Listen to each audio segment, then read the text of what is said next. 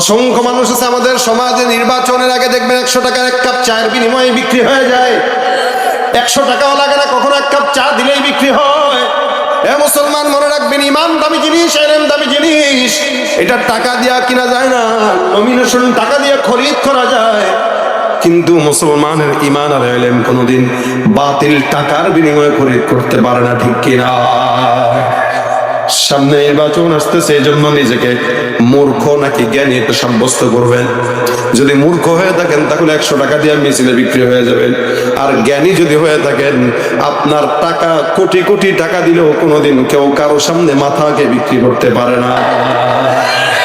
যাদের হাতে যায় ক্ষমতা, দেশ যেন বাপের ভিটা, রাখতেছে আর শুরু করে বিদেশিদের পাচাটা।